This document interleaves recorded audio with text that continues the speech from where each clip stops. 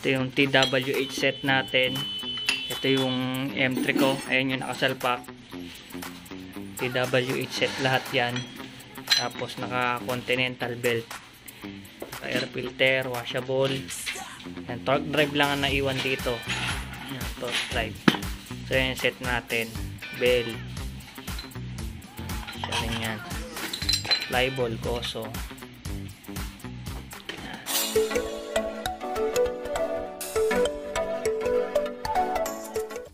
Yan, ito yung aking panggilid.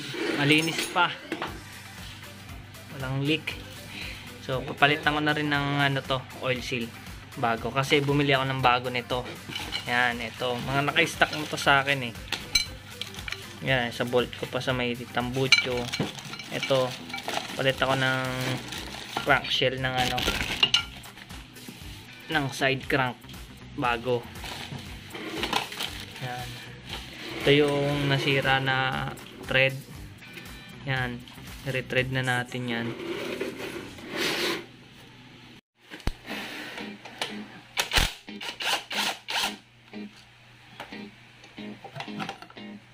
Oh, ganyan na. Ganyan yung kulay talaga pag matagal na yung motor. Yung overheat. So, pwede naman natin biyakin yan. So, wala naman issue yung ating sigunyal. Mas okay na, linisin na lang natin. Good running naman yung ating M3. So tsaka na lang siguro. Papalitan na lang natin ito ng bago. Pero papakita ko sa inyo, lilinisin natin ang degreaser yan. Para makita nyo yung effect ng ating degreaser. Ito, bakat na talaga yung pinakakulay niyan. Ito, buti nga malambot lang to. Pero papalitan ko na itong bush natin. Bushing. Lilinisin na rin natin to, pinaka bendix natin. Yun na, itim na ng engine natin, oh.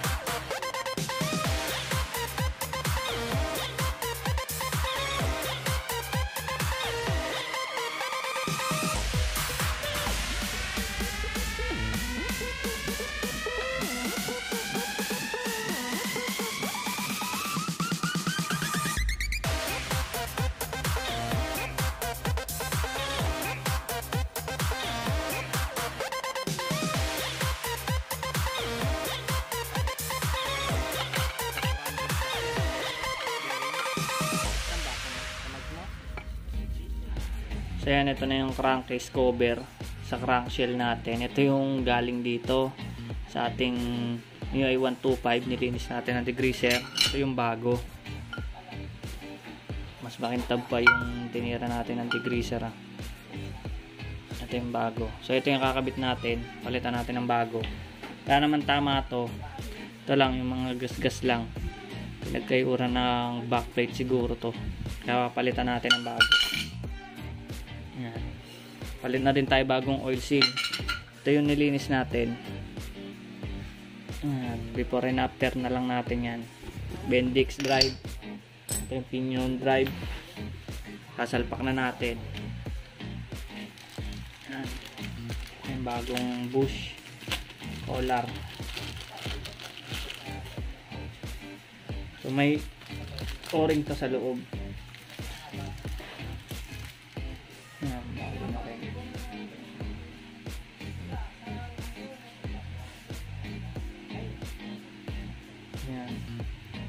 Bago na.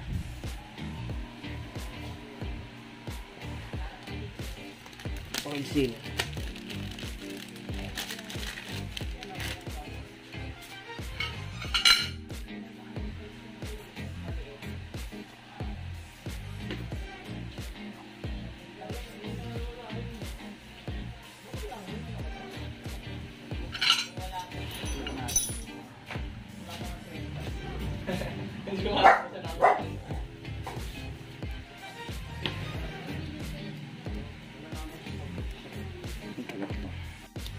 Tapos nakahiya yung ano. Kaya talaga. Paano nangyari ito?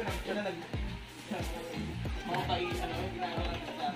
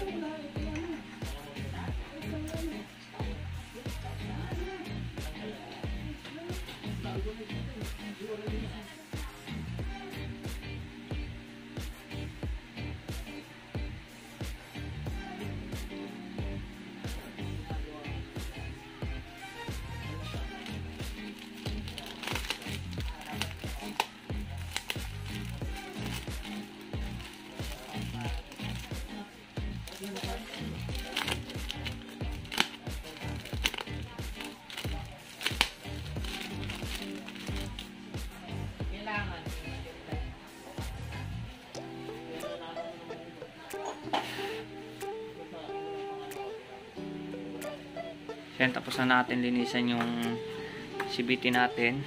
Ito na yung mga pulley, torque drive, lining bell, center spring. So ito 10 grams to, straight 10. Papalit tayo ng straight 12 naman. Yan, mas maganda, mas responsive tayo. Kasi baka puro ahonan yung gagamitin natin, kaya magmamabigat tayo. Tapos itong belt natin, yan, goods din to, Continental, makapit. Yan.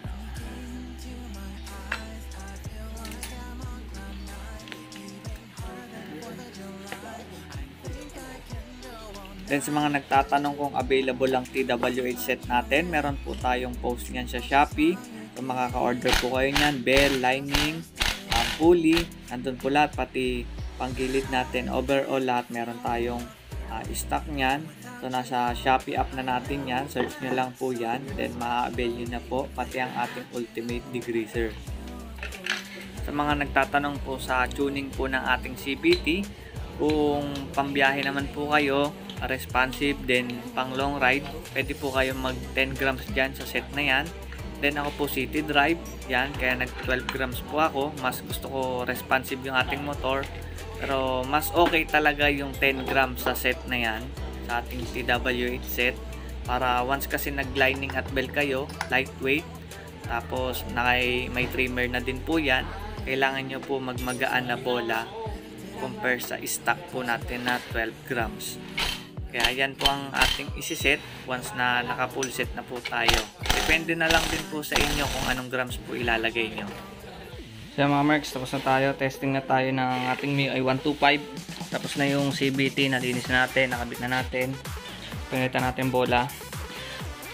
Bit lang natin yung battery. Testing. So wala naman check engine.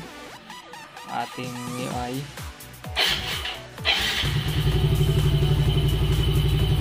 Ayan, painit na lang. Painitin natin.